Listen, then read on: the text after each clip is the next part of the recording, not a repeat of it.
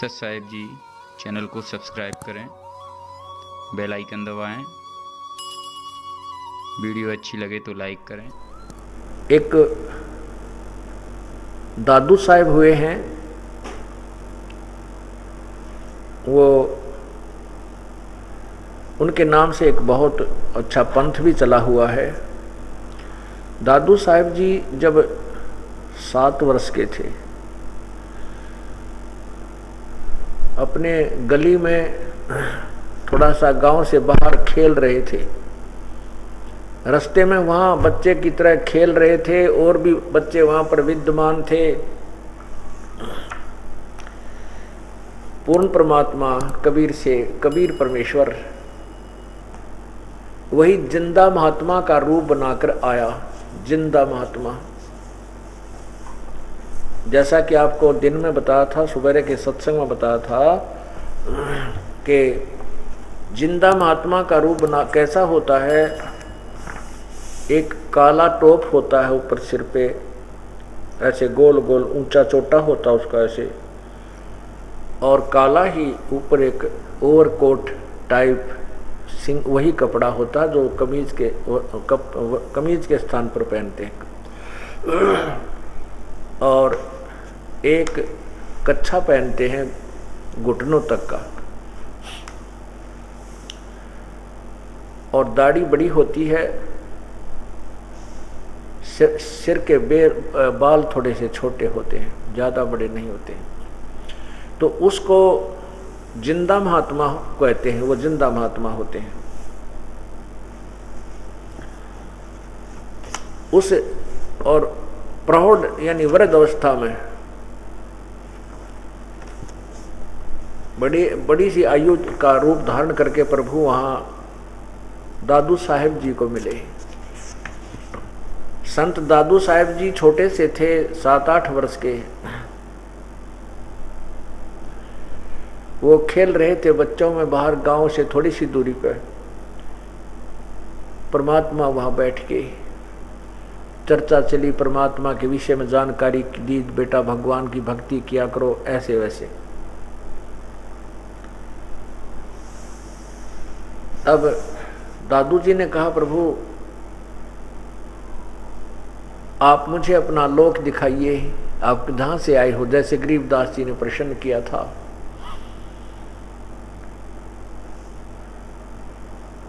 तो दादू कबीर साहब ने उसे कहा, बेटा ठीक है, मैं आपको अपना लोक दिखाता हूँ जहाँ से मैं आया हूँ।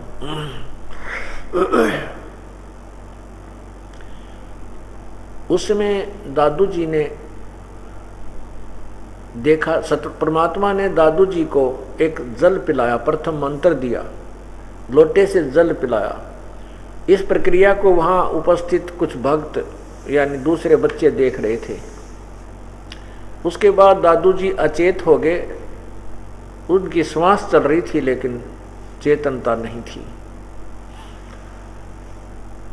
उस जीव को निकाल करके परमात्मा सतलोक में ले गए, ऊपर सारी व्यवस्था दिखाई।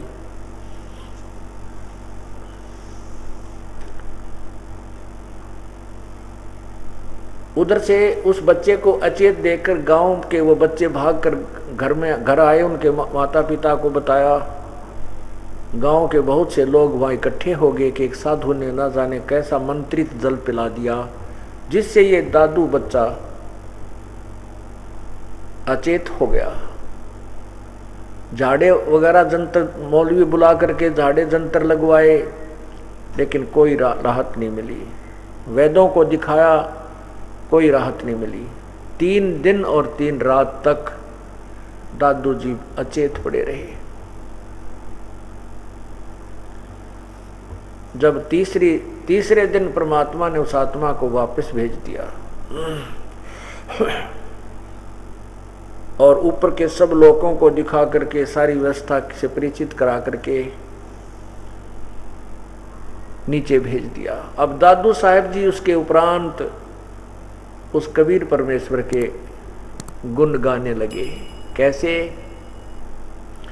जो जो शरण कबीर के वो तिरगे अंत अपारे, दादू गुण के ता कहूँ कहत न आवे पारे।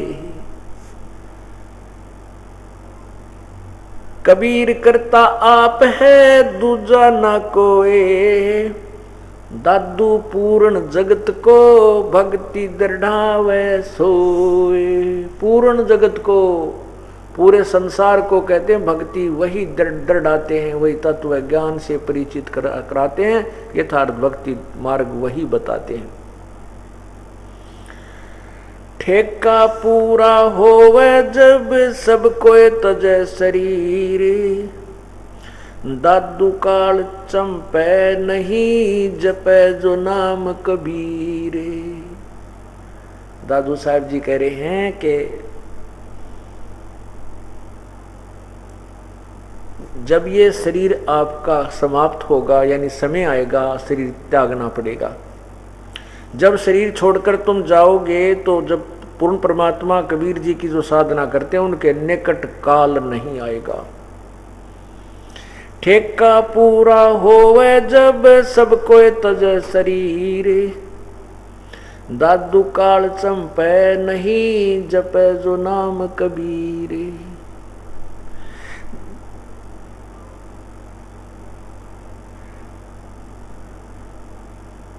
आदमी की आयु घटे तब जम घेरे आए, सुमरण किया कबीर का दादू लिया बचाए। कहते हैं जब व्यक्ति की आयु समाप्त हो जाती है तो यम के दूत घेर देते हैं, लेकिन मैंने परमात्मा की को याद किया, जो कबीर जी को याद करते हैं उनको वो आकर के स्वयं ही बचाते हैं। मेट दिया अपराध सब आ मिले छन माही, दादू संग ले चले है कबीर चरण की छाही। सेवक देव निज चरण का दादू अपना जान, भृंगी सत्य कबीर ने कीन्या आप समान। दादू अंतर्गत सदा छिन छिन सुमरण ध्यान, वारो नाम कबीर पर पल पल मेरा प्राण। सुन सुन साख कबीर की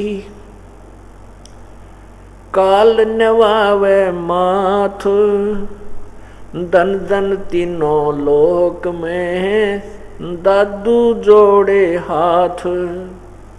केरी नाम कबीर का विषम काल गजराज, दादू भजन प्रतापते ये भाग्य सुनत आवाज। क्या बता रहे हैं दादू साहब जी कि ये काल भी कोई छोटा मोटा कोई कम ताकतवर नहीं है। जैसे हाथी कितना ताकतवर होता है, हाथी तो समझो यो ज्योति निरंजन काल है, और केहरी बब्बर शेर जिसको कहते हैं वो कबीर परमेश्वर जानो। हाथी चाहे झुंड का झुंड जा रहा हो और शेर जब दहाड़ मार देता है तो हाथी लीद कर देता है भय के कारण, इतना भयभीत हो जाता है। तो क्या कहते हैं कि छोटी वस्तु तो काल भी नहीं है, क्योंकि ब्रह्मा विष्णु महेश जैसों की भी उसके सामने कुछ नहीं बसाती। गरीबदास जी कहते हैं कि ब्रह्मा का आसन खिसका जब सुनी काल की गाज, जब काल दहाड़ा ऊपर से ब्रह्मा का भी जो दिल धड़कन लग गया, तो आसन डगमगा गया। और वो काल फिर कबीर साहब के सामने ऐसे होता है जैसे हाथी होता है शेर के सामने। केरी नाम कबीरी का ये विषम काल गजराज, दादू भजन प्रताप ते ये भाग्य सुनत आवाज। पल एक नाम कबीर की, पल एक नाम कबीर का दादू मन चित लाए, अस्थि के असवार को हो स्वान काल नहीं खाए। दादू जी ने कितनी प्यारी उपमा दी है परमात्मा की समर्थता की। कहते हैं कि जो पुण्यात्मा सच्चे दिल से परमात्मा कबीर जी को पूर्ण प्रभु मानकर अगर कभी उसने एक बार भी भगवान को याद किया हुआ है, पूर्ण संत से न उपदेश लेकर के, उसके निकट भी ये काल नहीं आ सकता। कैसे? इतना सेफ हो जाता है, इतना काल की पहुंच से दूर हो जाता, जैसे हाथी पर बैठने के उपरांत, हाथी पर असवार हो जाने के उपरांत कुत्ते उस हाथी पर सवार व्यक्ति को हानि नहीं पहुंचा सकते, काट नहीं सकते, उनकी इतनी दूर हो जाता है। वो क्या बता रहे हैं? पल एक नाम कबीर का दादू मन चितलाए, हाथी के असवार को सवान काल नहीं खाए। अब तुलनात्मक तरीके से आप जो परमात्मा की भक्ति, सतगुरु कबीर जी की भक्ति करते हैं, आप तो समझो हाथी पर बैठ गए, और ये काल को जानो अब कुत्ते लेवल में है, ये तुम्हें हानि नहीं पहुंचा सकता। हाँ, तुम लालच में या कोई किसी कारण से हाथी ते नीचे उतर गए तो फिर जो तो भाई त्यार बैठा है, बक्कल तार देगा। तो हमने इस परमात्मा के की शरण से दूर नहीं होना, इसके नाम को नहीं छोड़ना, ये उद्देश्य ये है कहने का।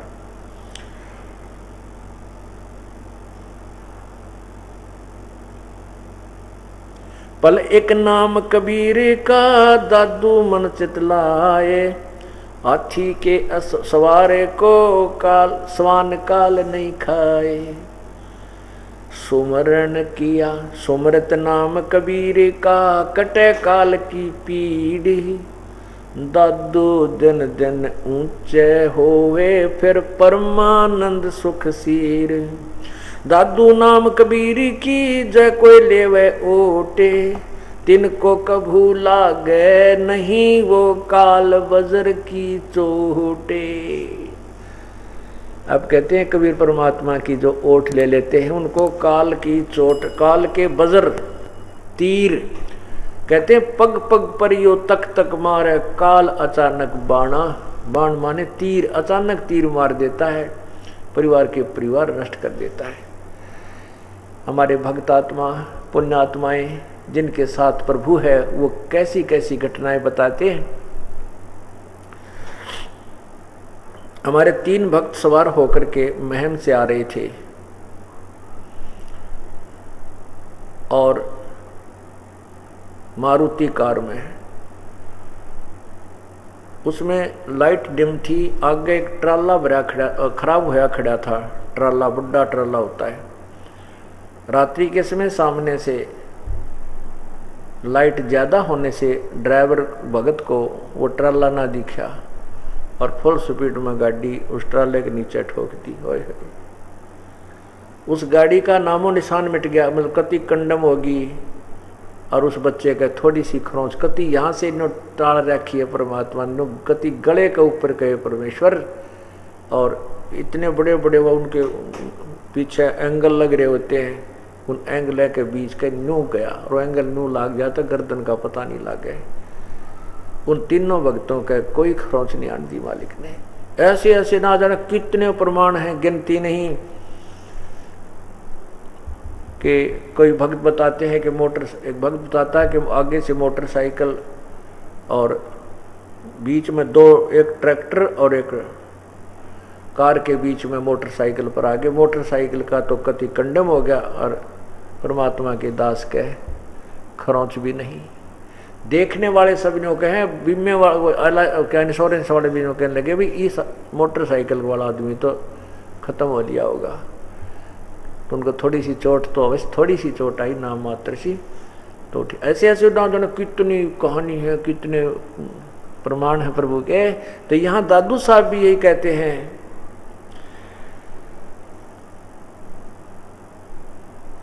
दादू नाम कबीर की जय कोई लेवे ओटे। ओट माने जो उसकी शरण दे, उसकी आड़ में बैठ जा, उसके चरणों में आ जाता है। तिनको कबू लागे नहीं वो काल वज्र की चोट। वज्र माने बहुत भयंकर मिसाइल टाइप के हथियार को वज्र बोलते हैं। तो इतना जबरदस्त वो ठोका है तो उसकी भी चोट नहीं लगती।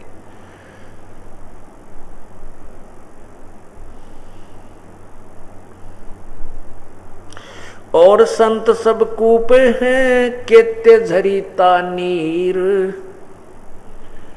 दादू अगम अपार है वो दरिया सत्य कबीर। क्या बताते हैं कि और संत सब कूप हैं। अब जैसे कोई भी साधु है, संत है, जिसकी कहीं ना कहीं गांव किसी में शहर गांव में कोई व्याख्या है, वो मिथ्या नहीं बताई संत जी ने कि वो भी संत हैं, उनमें भी कुछ शक्ति सिद्धि है और थी, लेकिन पूर्ण नहीं थी। जैसे आपको बताया है साधारण से उदाहरणार्थ कि जैसे एक तहसीलदार भी साहब होता है और एसडीएम भी साहब होता है, डीसी भी साहब कहलाता है, कमिश्नर भी साहब कहलाता है और मंत्री भी साहब होता है। मुख्यमंत्री को भी साहब कहते हैं, लेकिन और प्रधानमंत्री जी को भी साहब बोलते हैं, राष्ट्रपति जी को भी साहब कहते हैं, लेकिन इन साहबों में अंतर है। इसी प्रकार यहाँ दादू जी ने अपना एक अलग से सिंपल लैंग्वेज में उदाहरण दिया है।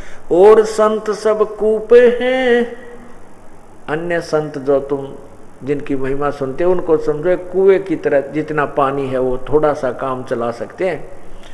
और केते झरीता नीर, कुछ झरना टाइप में है, थोड़ा बहुत जल टपकता रहता है। दादू अगम अपार है ये दरिया सत्य कबीर। दादू जी की जो महिमा की तुलना करते हैं कि दादू साहब परमात्मा कबीर जी को समझो दरिया हैं, यानी इतने समर्थ हैं। जैसे ब्रह्मा विष्णु महेश भी शक्ति रखते हैं, ब्रह्म में भी शक्ति है, पर ब्रह्म में भी शक्ति है, लेकिन पूर्ण परमात्मा इतना शक्तिशाली है, इतना अंतर है। जैसे एक तो कोई छोटी मोटी नहर होती है, कैनाल होती है, जो गर्मियों में उनमें जल नहीं मिलता है, और दरिया वो होती है जिसमें कितना ही गर्मी पड़ो लेकिन उसका जल कभी समाप्त नहीं होता। इस प्रकार पूर्ण परमात्मा की शक्ति की महिमा जो है दादू साहब बता रहे हैं।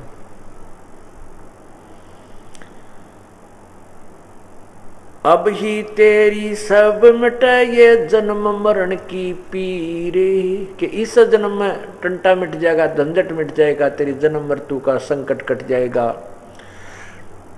श्वास उश्वास सोमर ले दादू नाम कबीरे। ओए होए, इसी जन्म में सब मिटे तेरी जन्म मरण की पीर, और श्वास उश्वास में सुमर ले वो दादू नाम कबीर। अर्थात जो कबीर जी यथार्थ भक्ति का संदेश यानी भक्ति मंत्र देते हैं, उसको श्वास उश्वास से सिमरण करना होता है। तो इसी जन्म में तेरा झंझट मिट जाएगा, जन्म मृत्यु समाप्त हो जाएगी। कोई सरगुण में रीझ रहा, कोई सरगुण ठहराए, दादू गत कबीर की हमसे कही न जाए। कोई तो कहते हैं भगवान सरगुण है, कोई कहता नहीं निर्गुण है। कहते हैं उसकी महिमा तो वही बता सकता है, परमात्मा की महिमा को परमात्मा ही बता सकता है।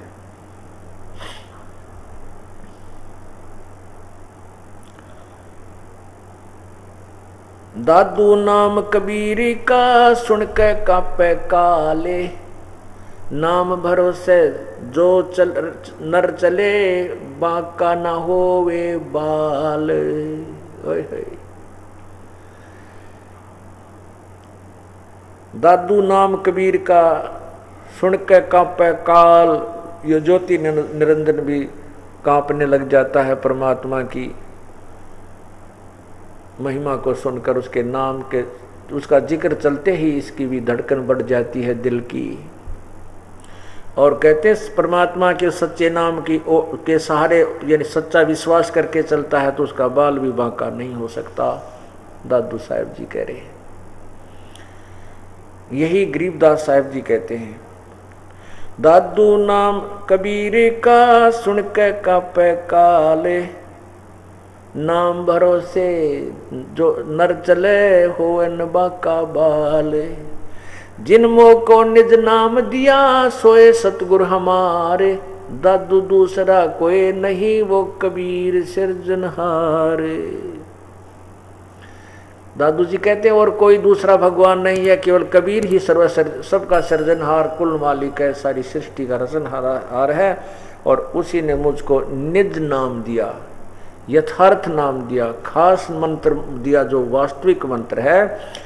जिन मोह को निज नाम दिया, जिस परमात्मा ने मुझे वास्तविक मंत्र भक्ति का दिया, सोए सतगुरु हमार।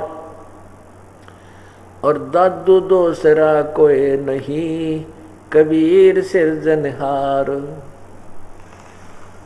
अब क्या बताया है?